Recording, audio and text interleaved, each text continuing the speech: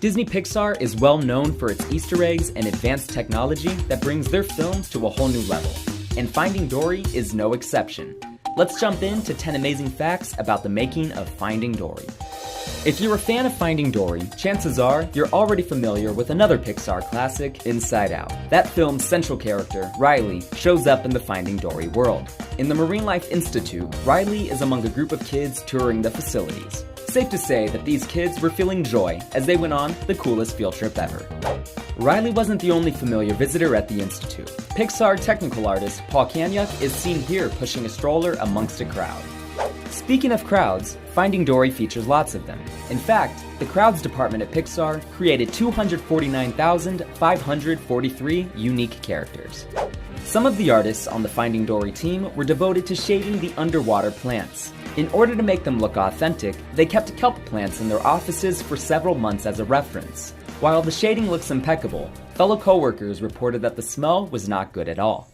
When it's all said and done, a total of 400 artists, animators, and technicians worked on the creation of Finding Dory. That number does not include any of the voice actors, so without doubt, a lot of people touched this film throughout its production. Considering that the Marine Life Institute was one of the main settings of Finding Dory, it comes as no surprise that filmmakers included several nods here.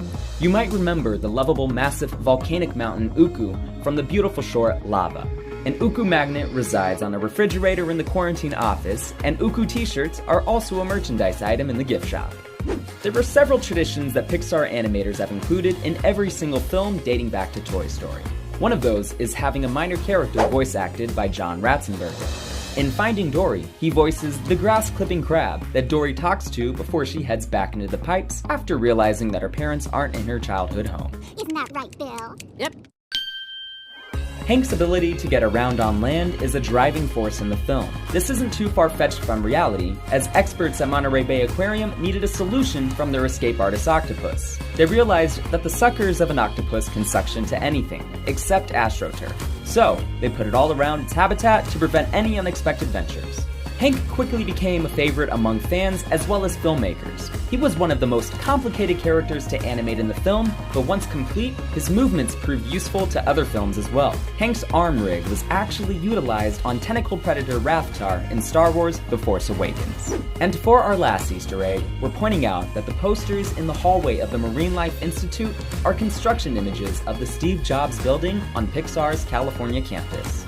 And that wraps us up for 10 amazing facts about the making of Finding Dory that you probably didn't know about. Or maybe you did. Either way, we hope you enjoyed it, and let us know in the comments of which movie we should take a look at next.